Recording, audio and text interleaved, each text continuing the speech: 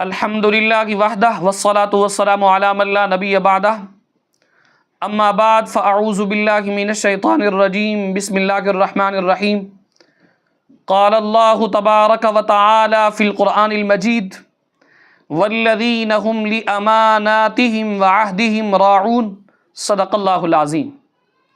عزیزان من، آج کے ایپیسوڈ کے اندر ہماری گفتگو کا عنوان ہے نبی پاک صلی اللہ تعالی علیہ وآلہ وسلم اور ایفاء عہد۔ یاد رکھیے، ایفاء عہد کا مطلب یہ ہے وعدے کو پورا کرنا۔ انسانی خصائل میں سے اہم خصلت ہے، اہم عادت ہے کہ وعدے کو پورا کیا جائے، جبکہ وعدہ خلافی انسانیت سے گری ہوئی بات ہے۔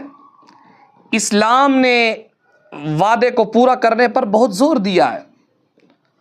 مومنوں کو سچ بولنے اور وعدوں کی پاسداری کا درس دیا گیا ہے۔ مومنوں کی نشانی یہ ہے کہ وہ وعدوں کا پاس کرتے ہیں، وعدوں کو پورا کرتے۔ اللہ تعالیٰ نے ایمان والوں کی صفت بیان فرمائی، قد افلح المؤمنون الذین هم فی صلاتهم خاشعون۔ آگے جا کر ارشاد مبارک فرمایا والذین هم لاماناتهم وعہدهم راعون۔ وہ لوگ جو اپنی امانتوں اور اپنے وعدے کی حفاظت کرنے والے ہیں، وہ بھی کامیاب لوگ ہیں۔ گویا کہ معلوم یہ ہوا مومن کو اپنے وعدوں کا پاس رکھنا چاہیے اور اپنے وعدے کو پورا کرنا چاہیے، اور یہی تعلیم ہمارے آقا انعامدار صلی اللہ تعالیٰ علیہ وسلم نے دی ہے۔ وعدے کو پورا کرنے کی عملی مثالیں ہمارے نبی پاک صلی اللہ تعالیٰ علیہ وسلم کی عملی زندگی سے ملتی ہیں۔ سنیے ذرا، سرکار علیہ الصلوۃ والسلام کے اخلاق کریمانہ میں یہ خوبی بہت نمایاں طور پر تھی۔ آپ جب بھی کسی سے وعدہ کرتے تو پورا کرتے، کیونکہ میرے نبی نے فرمایا لا دین لمن لا عہد لہ، فرمایا اس بندے کا تو دین ہی نہیں ہے جو وعدوں کو پورا نہیں کرتا۔ جنگ کے اندر بھی میرے نبی وعدوں کو پورا کرتا، حالانکہ جنگ کے اندر تو ضرورت ہوتی کفار کے خلاف لڑا جائے۔ سنیے ذرا حدیث، حضرت حذیفہ بن یمان اور حضرت ابو حسین رضی اللہ تعالیٰ عنہما سرکار علیہ الصلوۃ والسلام کی خدمت میں حاضر ہوئے اور عرض کیا یا رسول اللہ صلی اللہ تعالیٰ علیہ وسلم، ہم مکہ مکرمہ سے آ رہے تھے، راستے میں ہم کفار کے نرغے میں آ گئے تھے، انہوں نے ہمیں پکڑ لیا لیکن بات چیت کے بعد رہا کر دیا، اور شرط یہ عائد کی کہ ہم لڑائی میں سید دو عالم صلی اللہ تعالیٰ علیہ وسلم کے ساتھ شریک نہیں ہوں گے، یعنی آپ کے ساتھ نہیں جائیں گے۔ یا رسول اللہ، ہم نے بامر مجبوری وعدہ کر لیا لیکن ہم کافروں کے خلاف جہاد میں شریک ہوں گے۔ میرے نبی نے کیا ارشاد فرمایا، حالانکہ سرکار کہہ سکتے تھے ٹھیک ہے بامر مجبوری کیا ہے آپ ہمارے ساتھ چلیں، ویسے بھی سرکار علیہ السلام مختار کل ہیں، شارع علیہ السلام ہیں، لیکن سرکار نے کیا فرمایا؟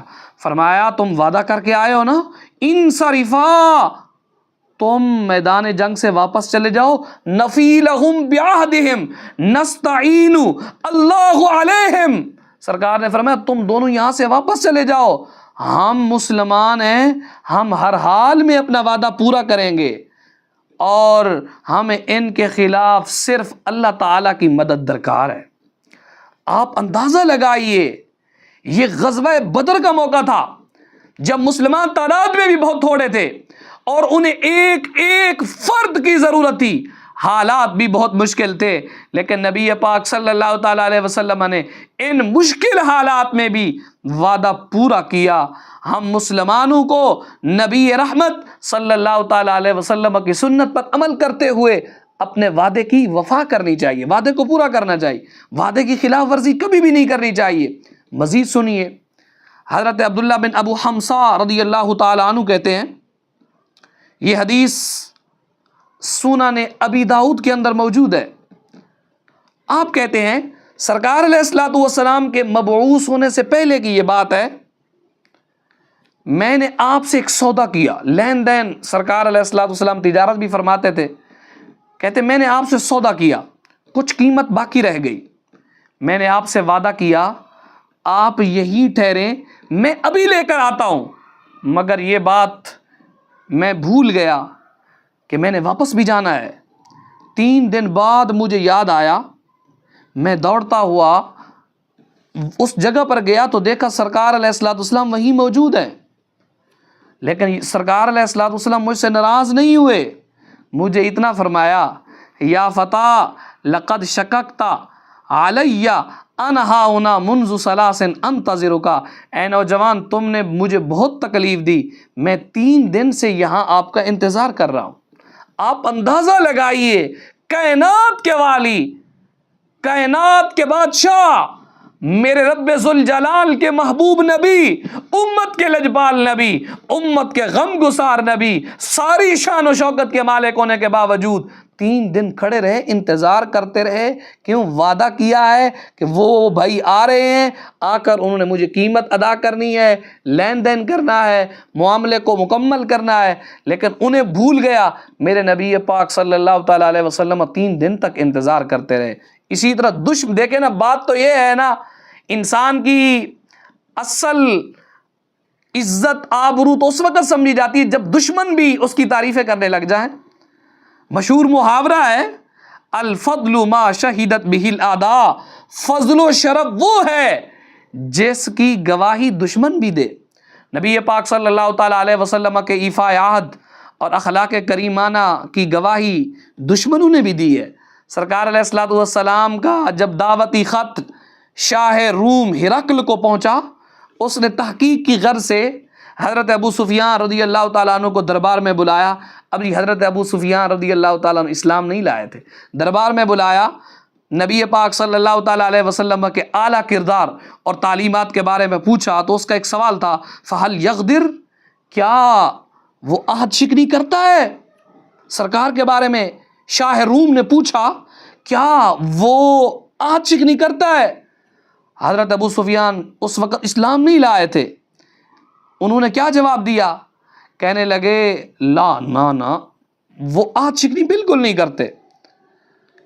تو آپ اندازہ لگائیں، میرے نبی کے وعدے کو پورا کرنے کی گواہی حضرت ابو سفیان رضی اللہ تعالیٰ عنہ جو ابھی اسلام نہیں لائے تھے، اب بعد میں اسلام لائے ہیں، اس وقت بھی میرے نبی کے وعدوں کو پورا کرنے کے عملی نمونے کی گواہی حضرت ابو سفیان بھی دے رہے تھے۔ تو اس لیے تو کہتے ہیں الفضل ما شہدت بہ الاعداء، فضل و شرف وہ ہے جس کی گواہی دشمن بھی دے دے۔